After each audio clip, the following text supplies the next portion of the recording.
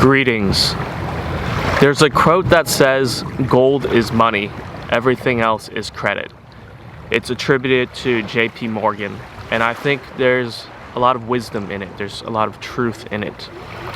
If you think about it, in historical times, gold was used as money, and during the gold standard, currency was linked to gold. You could exchange a fixed amount of your currency, whether it's British pounds or US dollars, for a fixed amount of gold.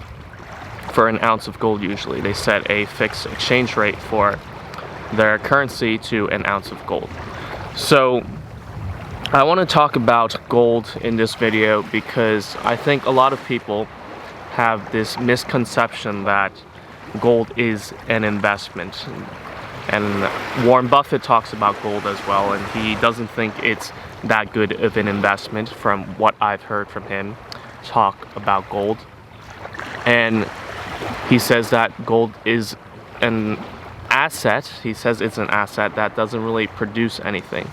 And I think this is the wrong way to think about gold. Of course, Warren Buffett is a very talented investor, but you don't have to agree with everything he says. I think everyone, even the most successful people, the people who has achieved a lot of things in life, people who really stand out, even they sometimes have things that they're not right about. And I think Warren Buffett isn't right about this. I don't think gold is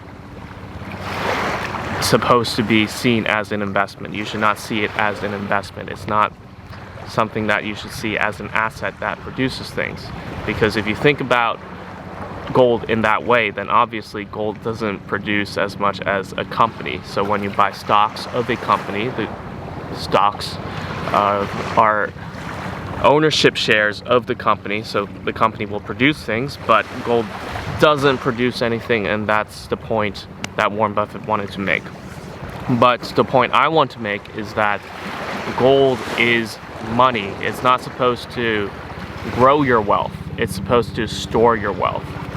Because we have fiat currencies today that are not backed by any underlying asset at all, and it relies on the competence of the government to manage this currency, you see so much inflation. You see the US dollar devaluing every year because of inflation, or almost every year. I'm not sure if there's some years with deflation or some years without inflation. It's possible, but the long-term trend is that the US dollar, or any fiat currency, most fiat currencies, get devalued over time because of inflation. And this is because governments can print as much money as they want. They can create money out of nothing, really. And they are incentivized to do this because then they can spend more, then they can use the money for their agenda, for their purposes. And that's why you see so much inflation. So in 1971, I think, when Richard Nixon ended the international convertibility of the US dollar to gold and vice versa, which is based on the Bretton Woods system, the US dollar exchange rate to gold at that time was, I think, $35. And now, $35 per ounce of gold. And now, the price of gold is a few thousand US dollars per ounce. I have to check again. So you see a huge spike in the price of gold in US dollars.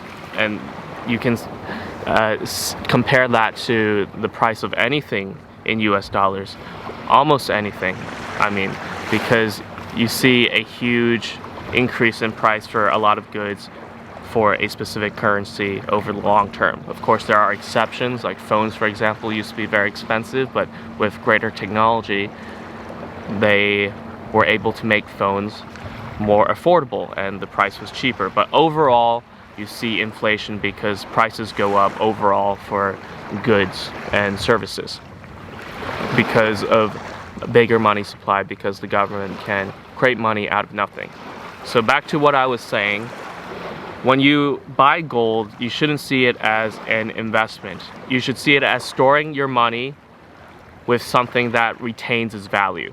So if you keep your money in cash, that does not retain its value if it's fiat currency, because most likely there will be inflation. I don't know about many governments handling their currencies without much inflation, but most governments handle their currencies in a way that produces inflation in the long term, and that's something that will devalue your wealth if you keep much of your wealth in cash. So instead, if you don't have investment opportunities that you think are worth investing in, then a good idea would be keeping your money in the form of gold, because that retains its value over time.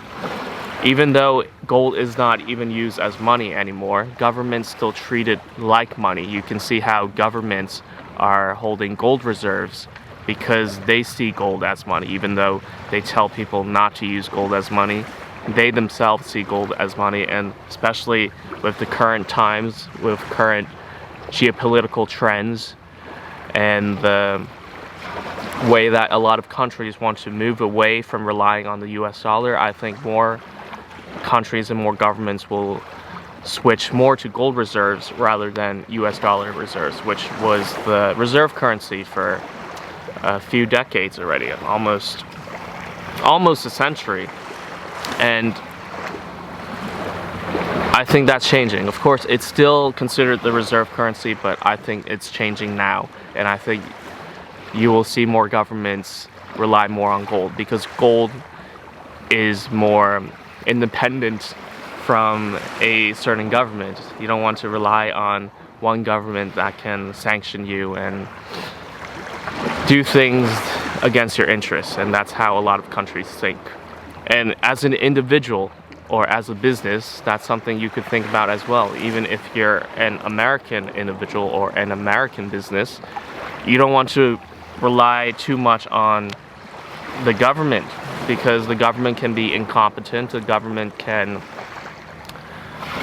make wrong decisions, and honestly, with fiat currency, the government is incentivized to devalue your money by creating money out of nothing, by printing money so it can spend more. That's why if you want to store your wealth, then store it in the form of gold.